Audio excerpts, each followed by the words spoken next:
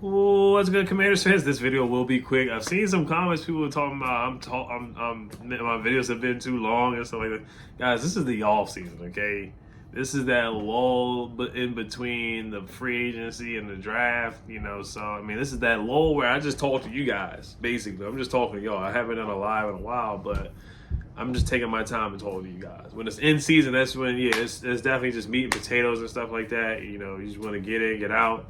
Listen to a quick video and move about your day. I know everybody's busy. I'm busy too. Everybody, I thank you guys for taking 10 minutes out of your day or 15, 18, however long amount of time you take out your day, because everybody is super, super busy for the most part. So I know listening for 5 minutes, you don't want to waste that time. You cannot get that time back. So I get it. I totally understand it. But some videos are gonna be longer than others. Some videos is like, hey man, I may ramble about something else. Like I said, my Twitter literally got hacked. I had to announce that to you guys and tell you guys about that, because social media is a part of this too. I don't just talk to you guys on here. I talk to you guys on Twitter as well. Some on Instagram from time to time. So the new Twitter is easy ed2 flat. I'll put it down in the description. I probably won't put it on the screen with this one. But yes, my Twitter was compromised. So I'll get that out the way. Somebody from Salem, New Hampshire, and my voice, as you guys know, is messed up. Somebody from Salem, New Hampshire, compromised my account, and they put on the freaking, I won't get into it too much, but it is what it is. And hopefully I get my account back. But for now, I have this account, and follow me on that. It's down below in the description. I'll put it in the pinned comment too. So, all right, let's get to it real quick.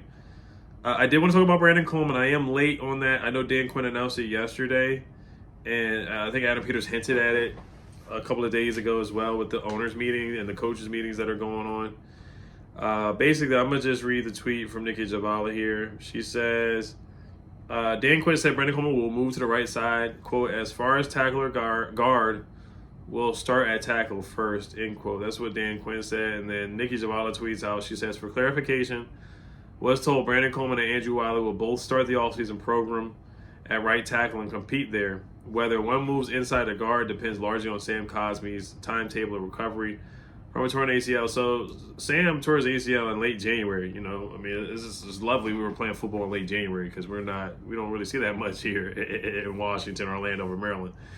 But he tore his ACL very late in the postseason, in the playoffs. So the timetable for ACL, some guys take a year, some guys take like 8 months, 9 months if you're Adrian Peterson. But he probably won't be ready for the season. That's my assumption. He may be ready for game one. Who knows? We saw what happened to RG3 in 2012. He was all in week one.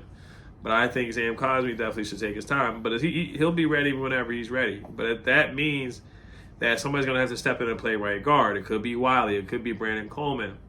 Personally, I think Brandon Coleman would be better suited to play guard. At TCU, he played 255 snaps at left guard in his final season. He moved around to left tackle too. So positional, I won't say what Ron said, but positional versatility is what Brandon Coleman has. Now, Brandon Coleman, we know he was doing the platoon swap with Cornelius Lucas. And then Tunzel's here now playing left tackle. So Allegretti starting left guard was something surprising. I thought they would like to have Brandon Coleman play left guard and just leave Wiley at right tackle for right now. But they're trying it out. They're going to compete in training camp. We'll see how that goes. We'll see what happens in preseason. I think they're only going to play in 2 games. Wiley and Brandon Coleman, we'll see. They may not even play in the preseason games. We'll see what happens. Like I said before, I don't think Jane's going to play in the preseason, if I had to guess on that too.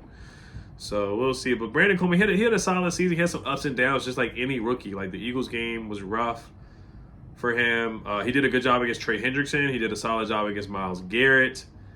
I thought he did a solid job against TJ Watt.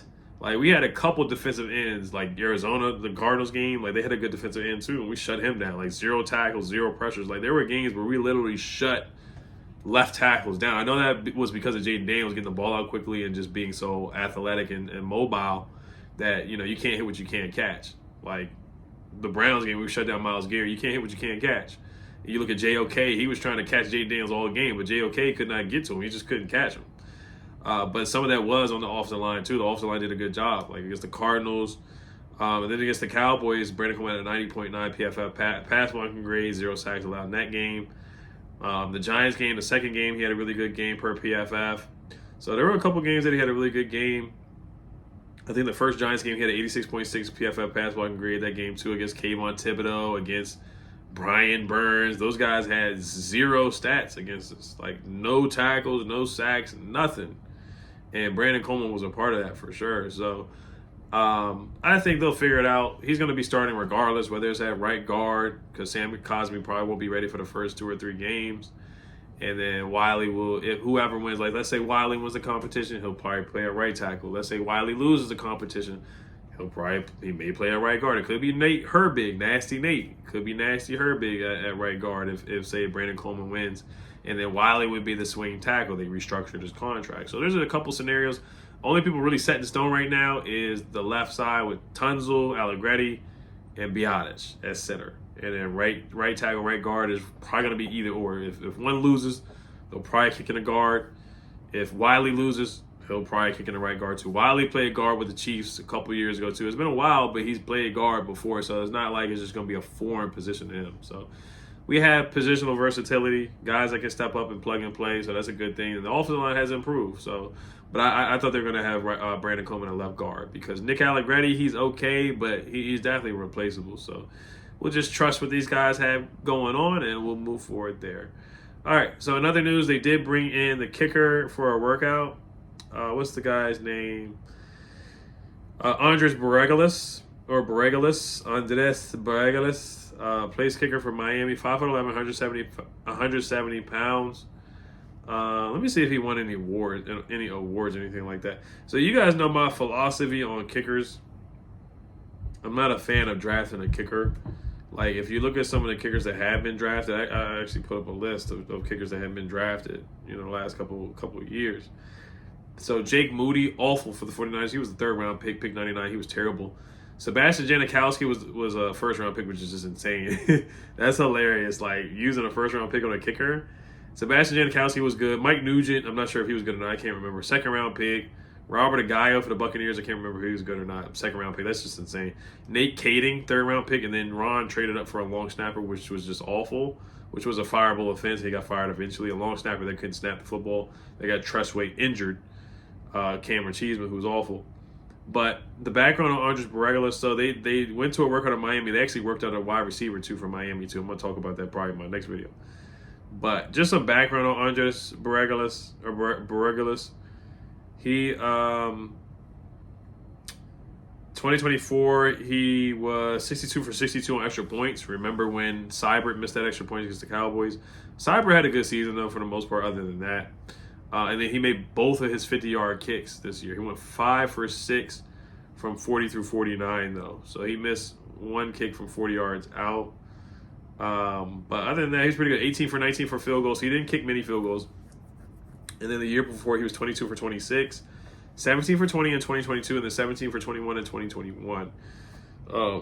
Extra points, he made all his extra points in 2021, made all his extra points in 2022. He only missed one extra point in his career. That's awesome. That is really good. I like that a lot because we have had some kickers that have messed around and missed extra points.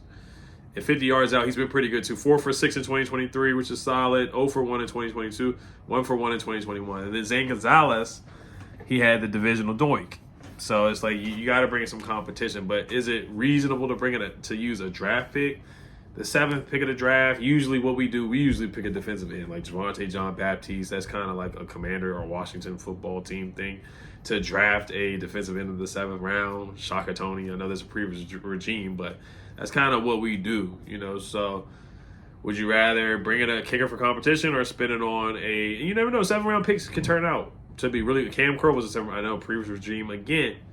But you just never know. So I'd rather get a position of kind of need or a BPA. The kicker could be the BPA. He really could. He could be the best player available at that time. He really could.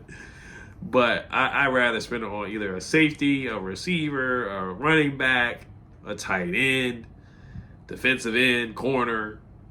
I'd rather just spend a 2-time first team all ACC as well. I just don't like spending draft picks on special team players. I just don't. Maybe a punt return specialist, a guy who's like really dynamic at it.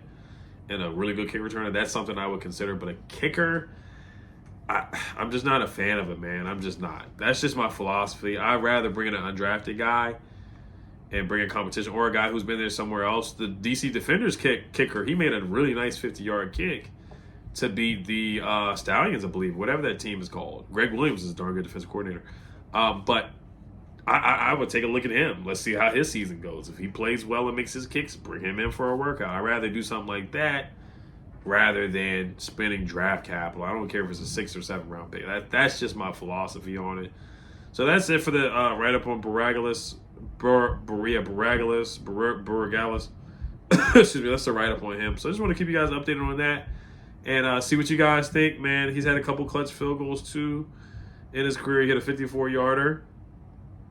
Or he had a game-winning field goal against Virginia as well. He had a 33-yard field goal attempt at the end of regulation against the Virginia Cavaliers that clipped the left upright to seal the Miami Hurricanes' loss.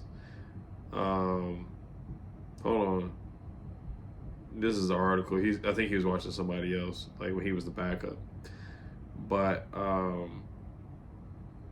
actually, no, he lost. He's the one that missed that kick. I'm just reading the article here. But yeah, so that's about it. That's about it. So he made a 42-yard kick and a 37-yard kick in the first 2 overtime periods to be clutch against Virginia for the win. Okay. All right, so that's the article there. All right, you guys let me know what you guys think. As always, Hell Commanders. Peace.